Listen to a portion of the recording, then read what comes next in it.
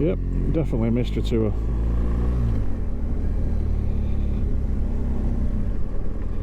Oh hello, what's this? How narrow is this, look? Jesus, I'm glad I'm not in a car.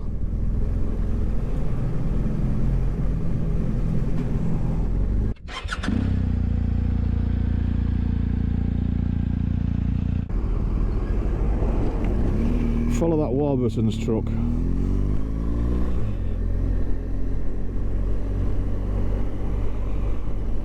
Look at that old car. It's an old Volvo.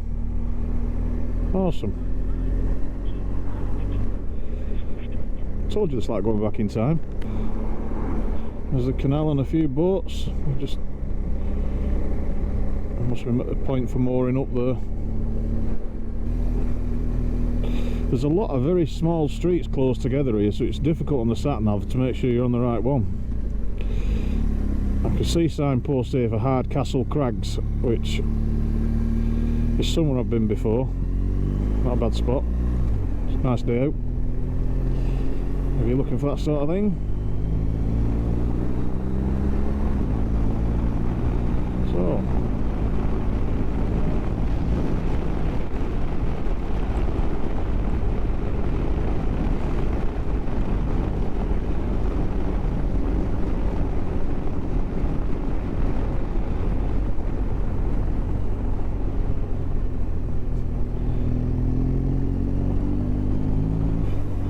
very courteous drivers around here.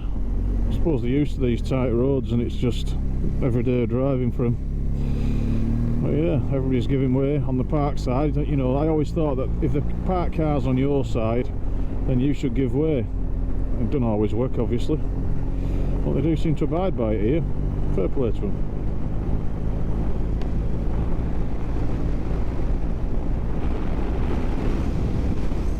Look at that. I see houses like that in the middle of nowhere, and I always want to live there. I know it's, you know, some people are happy living in cities and that, but I've got to say there's something in me that really likes the idea of living in the middle of the moors, countryside, mountains, whatever, isolated, receiving phone calls while on the bike. Sorry, I didn't want to video that. I'm sure I didn't want to bore you with the details of my wife ringing up asking when my holidays from work were. Which incidentally does impact the videos, because it's the holiday that I'm going from home to the Czech Republic and back again, a big round tour. So yeah, looking forward to that. A couple of bikers in the distance making their way over.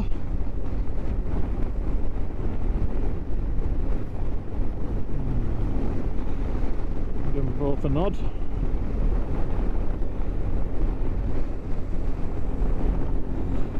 Yep, we're down to 1 degree again. That's single degree.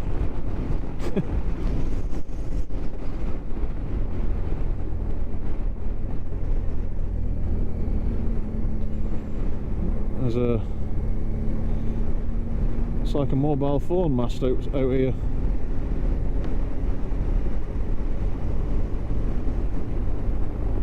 Welcome to Oxenhope. That's where we are. I hope there's a guy walking. Let's go out for a walk. Shall we go over the moors? Nah, let's stick to the road. Let's try and get run over. Absolutely brilliant. Hey, what's this on back of here?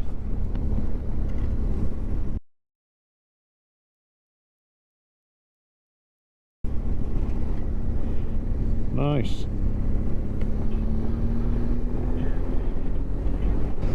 Yeah, I'm scanning the horizon and around in surrounding areas to see if there's anything worth stopping at, to either get the drone up or just film and talk about. Nothing as yet. So come on, mystery tour, give us something to look at. Must pass something surely.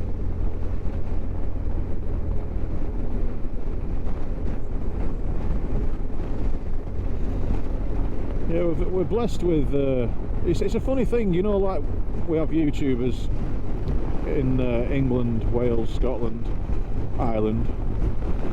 Might as well just said the UK, I know that would have been easier. We've got YouTubers in the UK and we are blessed with some cracking roads, scenery and what have you, and history, amazing.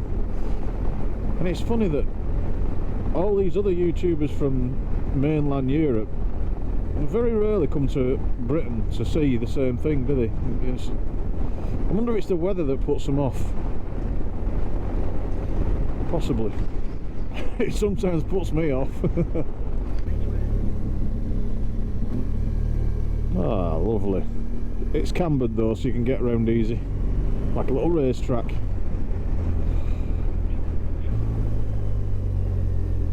It's a nice house, isn't it?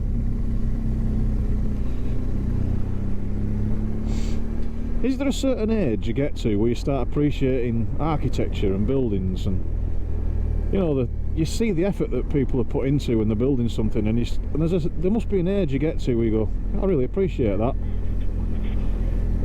Because you don't when you're young, do you? Everything's new when you're young, and you just, well, I don't want to sound like but you just don't appreciate much, do you? And then as you get older, you start to, that's nice. When you get to that stage, is that when you're officially old? I've got ice warning on my dashboard now. That's nice. Oh, nice big hill. I like to think you're sat at home with the central heating on, with a warm cup of coffee, enjoying a bit of heat while you're watching me freeze here. It's not too bad. I mean, at least I know in an hour or two I'll be back home in warmth myself.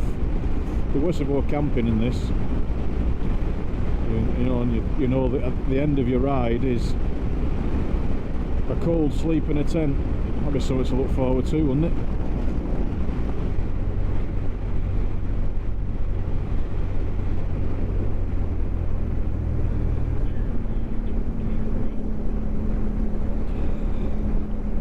Appreciate my motorbike, you were growling at me.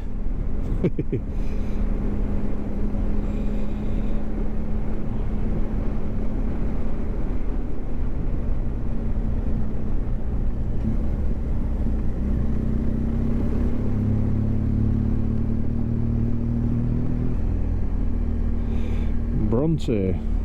I'm assuming that this is something to do with the Bronte sisters. Everything's got Bronte in the title. The Bronte sisters was brought up here in Haworth. Apparently wrote a couple of tiny books that no one ever read, called Jane Eyre and Wuthering Heights.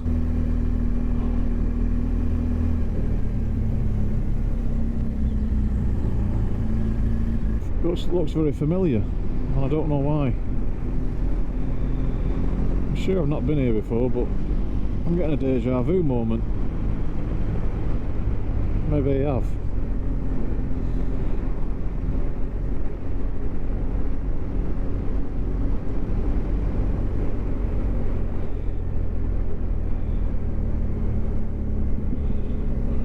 Traffic jam.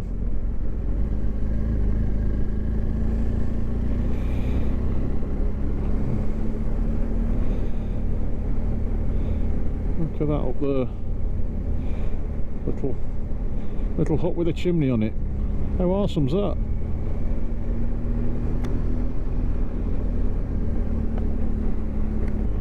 Oh, the Pennine Way. That's why it looks familiar. It's part of the Pennine Way. I walked across it. Mystery solved.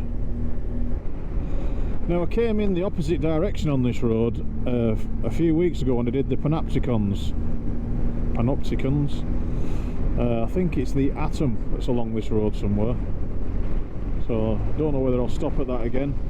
We've already done that one. It's already been visited, but it is on this route, so the mystery tour has picked that up, which if you've never done before would be interesting to you. You're passing it anyway. I mean, it's right at the side of the road, so why not? We'd have not to.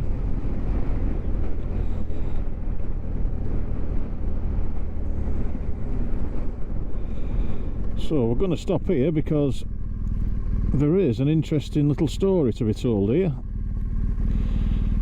Now, this is an area known as Foster's Leap, and I'll tell you all about it. This is Foster's Leap.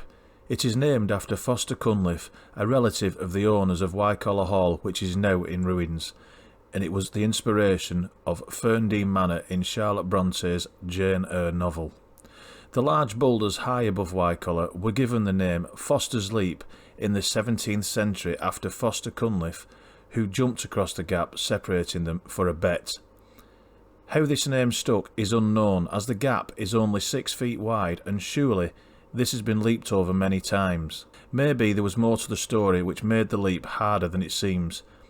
If you do know about this, please leave a comment and let us all know. So there you go then, that is the story of Foster's Leap. Alright, it's not going to be a bestseller, is it? I know that, I apologise, but we were passing it, it's literally feet away. I had to tell the story. Anyway, on to the next. Let's see how we get on.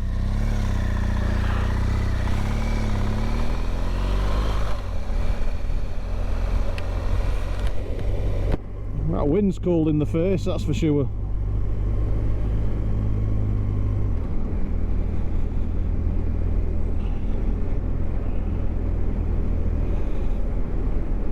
We are passing the Atom, which is here, the Panopticon. If you want to see that, the link will be in the description. I was going to do it again today, but there's no point in doing it. I literally did it a few weeks ago. So yeah, if you want to watch that video, click that in the description, or just find it on the channel. The Atom, I think it's the second of the 2 Panopticon videos I did. Bit uncanny that, when I did them videos, the Panopticons, I was listening to the radio and Peter Gabriel just released a new song after all these years called Panopticons. Couldn't make it up, could you?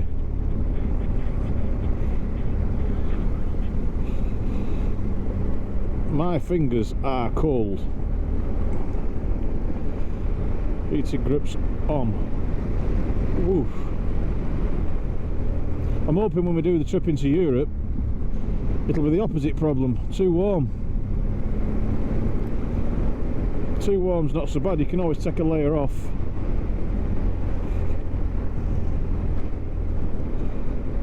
And too cold, well, you can't put a layer on if you've not got it, can you? So you have to suffer. Can't feel my thumb.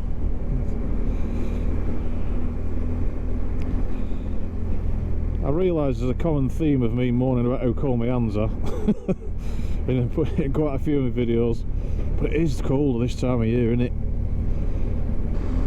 Oh, something smells nice around here, like it must be someone that makes sweets or something. It smells very toffee like. Very nice. I had somebody at work off this week with COVID. That's not happened for a while. Thought we'd got that behind us. Obviously not.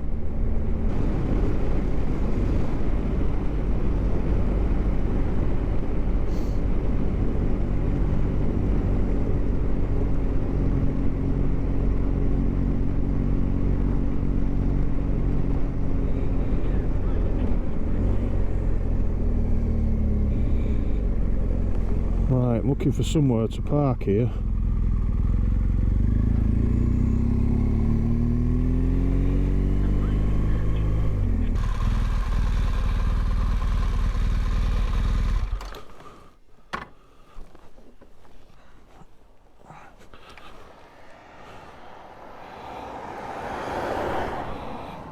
This is Walton Spire, named after the man who erected it, the Reverend R.T. Roe Walton.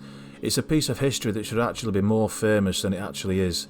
It stands 27 feet tall and it's also known as Walton's Monument or the Nelson's Cross. The carved cross-shaped spire dates back to 1830, but it stands on a Dark Age stone monolith that dates back to the 9th century, if not earlier. In the 10th century AD, the site was chosen so that Saxon warriors could look down into the valleys at either side and keep a watch out for any would-be invaders approaching the area. According to legend, the ancient stone was set up to commemorate the Battle of Brandenburg, which was fought close by in 937 AD. The battle was between King Athelstan of England and an army of Northumbrians, Scots, Vikings and Welshmen led by Anlaf the chieftain from the northeast. It became apparent that Athelstan could only be defeated by an alliance of all its enemies. However, this was not the case, and the invaders was easily beaten by Athelstan. The battle is often cited as the point of origin for English nationalism. But that is Walton Spire, so let's turn the bike round and carry on with the mystery tour.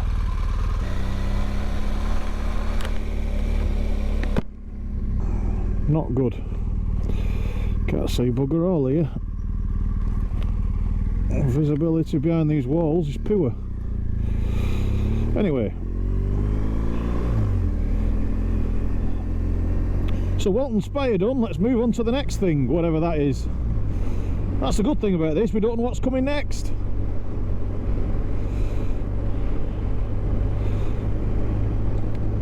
More Sheldon moaning about cold hands, I bet that's coming next.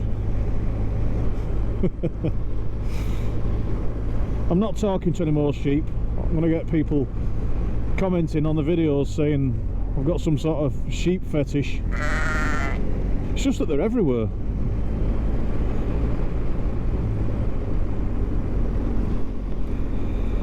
Look at that dry stone wall in front there. Look at that. It's a work of art going down that gap there. Amazing. Well, whoever did that, I'll take my hat off to you. That's amazing. Well impressed. It is actually dry stone walling. It's a work of art, isn't it? I mean, I don't think, because there's so many and they're all over, you don't really appreciate them, but just look at a piece of dry stone wall, the work that's gone into them. It's a skill, is that.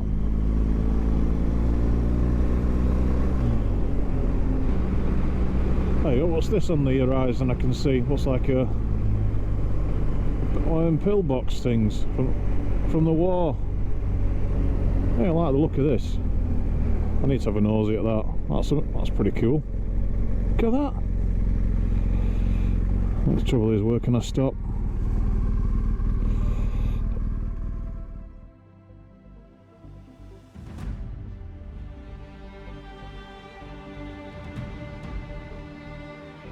During World War II, these bunkers were used for the defence of the United Kingdom against a possible enemy invasion.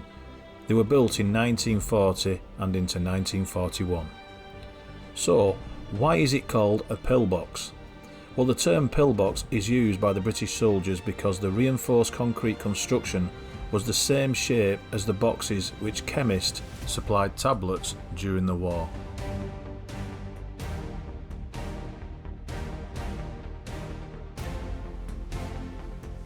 You don't often see many of them anymore, do you? Yeah, I think I used to see more as a kid. I think a lot of them must have been destroyed. Yeah, it's interesting, especially the location. What the location here is, but yeah, I might have a read up on that when I get back. So what did you think of that? There you go, mystery tour passing a pillbox. You just don't know what's coming next. Neither do I. So, onwards and upwards.